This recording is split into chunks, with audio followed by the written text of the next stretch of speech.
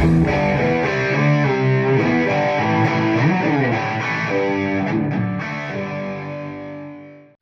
amis, YouTube, la communauté, bienvenue sur ma chaîne Guitar Worker Chop and Chronicle.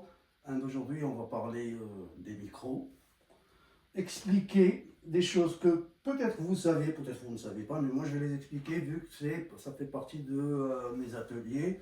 Avant de passer, comme je l'ai expliqué, aux choses les plus compliquées, plus dures dans le monde de la guitare, des pédales, des amplis, tout ça, je fais le basique.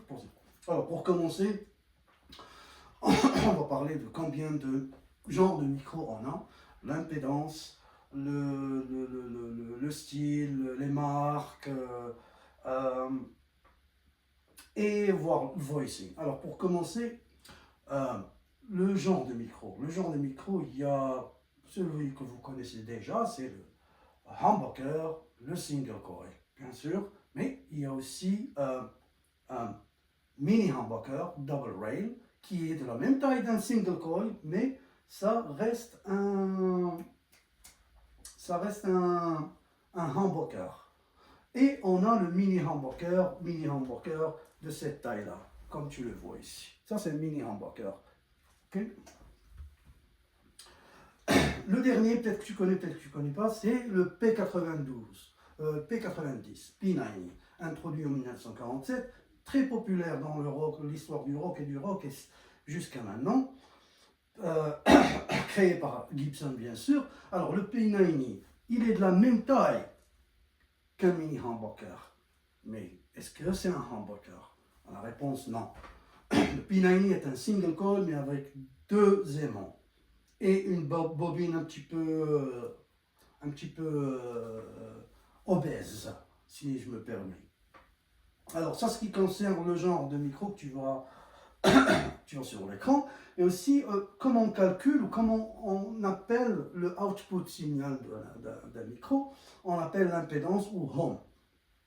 Alors, il y a des micros à 7, à 8 ohms, à 14, 20, ça dépend. Est-ce que plus le signal output est élevé, plus le son est bon?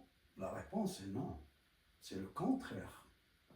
Maintenant, ce qui est populaire là où je suis, il y a des gens qui ne veulent pas acheter un micro si ça dépasse 10 ou 11. Bon, moi, maximum que je peux prendre sur le bridge, je prends un exemple, c'est sur une genre Super Strat, comme ça, c'est 13, 14, et ça dépend du voicing. Alors, c'est quoi le voicing? C'est comment, voicing, on utilise ce terme dans le monde de la musique, de la guitare et des guitaristes et tout ça, et des amplis. C'est comment un ampli ou un micro a été conçu pour lui donner une voix, plus ou moins. On appelle ça voicing. Ça dépend du voicing du micro. Ça dépend tous les micros de guitare sonnent différemment. Les raisons laquelle ils sonnent différemment, c'est parce qu'ils ont de différents magnets, aimants, les aimants. Un micro est fait de aimants, d'épaule et une bobine. Alors, c'est pour ça qu'on appelle single coil, c'est-à-dire une seule bobine. Humbucker, on lui a rajouté un autre single à côté de lui. Pourquoi on appelle humbucker? Parce qu'il annule le hum que tu as dans le single coil. Remarque, ta strat, tu mets ça, et après tu entends un hum. Ça, c'est ce qu'on appelle le cycle 60. Ce cycle 60 est tout à fait normal. Tout à fait normal dans les single coil. C'est pour ça qu'ils ont mis deux de côté. Un va annuler le hum de l'autre, d'où le nom humbucker. Le voicing, chaque micro sonne différemment et les raisons sont multiples. Je dirais, multiples. La première des choses, le genre d'aimant. Quel genre d'aimant il y a sous le micro? Il y a 5 genres d'aimants. Il y a Alnico 2, Alnico 3, Alnico 4, Alnico 5 et céramique. Et ils sont tous différents, plus ou moins.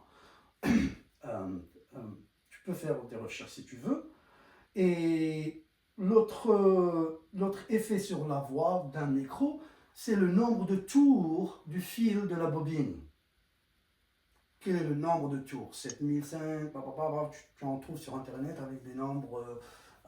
Généralement, plus l'impédance est entre 5 et 8, et pour le neck, plus tu as ce qu'on appelle le mojo, sensitivity, dynamic, et tu peux ce qu'on appelle rolling, cleaning. Cleaning, ça veut dire quoi? Ça veut dire quand tu as de la disto et tu roll back le volume, tu as un genre de crunch. Si tu tournes le volume au contraire et la disto elle est toujours c'est de la merde ça. Donc alors ça dépend de l'élément, de magnet layer, ça dépend des micros. Il y en a des centaines. Si je dis Seymour Duncan a une panoplie. Les termes qu'on utilise, je ne sais pas comment je vais les traduire en français ou en dirigeant. On utilise le terme saggy. Saggy, ça veut dire il a une légère latency, bluesy, quelque chose comme ça. Tight, airy, qui a de l'air, va comprendre. Spongy, scooped, stuff, des trucs comme ça, pour les termes qu'on utilise. Alors ils sonnent tous différemment. Et tous ces micros-là, ils sonnent différemment dans différents amplis. Ça ne veut pas dire, ça ne garantit pas, parce que moi j'ai passé 10 ans à changer les micros dans les guitares. Les micros ont un EQ différent d'un micro à l'autre. Il y a ceux qui sont sensibles au toucher, il y en a ceux qui sont en meilleure dynamique, il y a ceux qui sont agressifs, il y a ceux qui sont snappy, il y a ceux qui sont en ce qu'on appelle un glassy top end, qui veut dire les traits sont glassy, il y a ceux qui sont plus de bas, et c'est un monde. Moi je voulais plus ou moins dans cette vidéo expliquer les différents facteurs qui font le micro.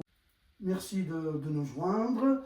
N'oublie pas de t'inscrire, il y aura beaucoup de vidéos dans le domaine technique et j'espère que ça va se passer dans la bonne humeur. Voilà, si tu as des questions, vas-y. Et merci encore et à la prochaine.